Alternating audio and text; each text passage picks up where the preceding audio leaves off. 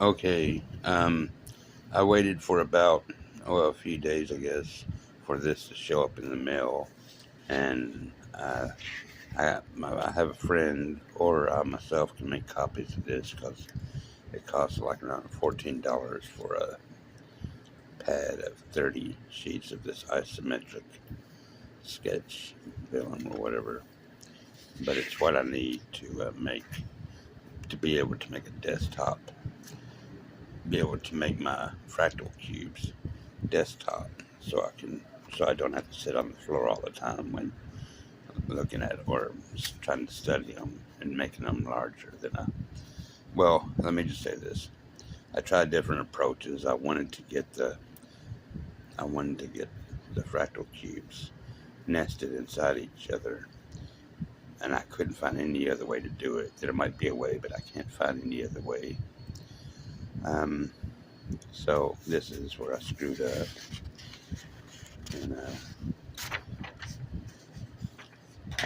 well, I'm getting ahead of myself. I tried to study, and I tried to make a fractal cube like this, and I just colored these in because there's a proportion here. There's 9, 12, and 16. And but that might be of some use, but not for me, not for this task at hand, I guess. But this is what I came up with, and this is what I'm going to have to work with, because previously I've only been able to use this cube stamp that I bought online, and this ink well or whatever it is to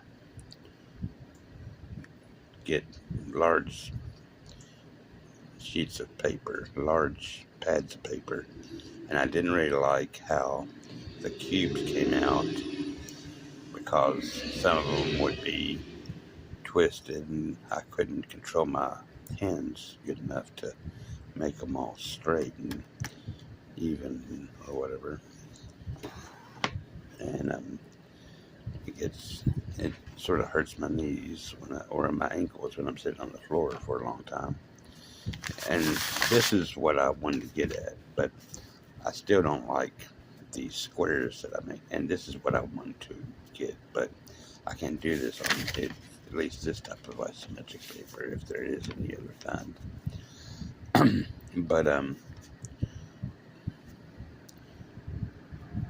I wanted to be able to make the squares as even as I could, and so this isometric paper does that for me, and it allows me to make larger and larger nested fractal cubes on my desktop, where I don't have to sit on the floor and where the squares come out pretty straight. You outline them or you can highlight them. And these nested fractal cubes, I just think that they're just neat. Currently, they're my interests when dealing with my magic ghost number cubes or magic ghost numbers in general, because I like to think that there might be some higher level polyhedra, like dodecahedron stamps, something like that. Maybe, I'm not really sure. But as far as the fractal cubes are concerned, they're drawn off of my central ghost numbers. Like this is 21 for a 1, 2, 3, 4, 5, and 6 primary numbers going around the central magic ghost number cube of 21 added together of all these primary numbers. And when you add 1, 1, 1, 1, 1, 1, 1, 1, 1 on this face, 2, 2, 2, 2, 2, 2, 2, 2, 2, 3, 3, 3, all that, then when you add up all of them together, you get 189 for each of these fractal central ghost numbers. And then the original central ghost number goes into the fractal central ghost number 9 times on this one for the outer cube. That's 9 fractal cube faces to each face. And for the inner ghost number, for this nested inner cube. I'm not sure if I did that, but it would have come out the same way. It would have come out 21 would have went into that number 4 times, which would be the 4 faces. But I can do it a lot more easier and a lot more nicer looking at my desktop.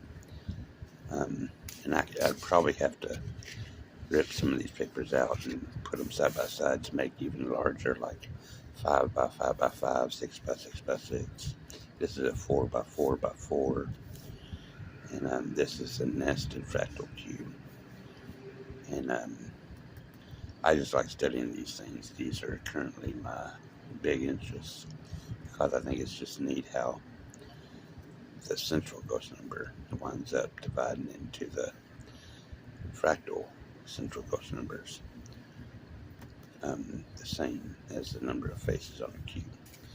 And this just lets me sit at my desktop and make nicer looking images rather than sitting on the floor and hurting my ankles and my knees and using a cube that doesn't really stand straight whenever I press into it or anything. So this is what I have to deal with, and I'm used to this right now.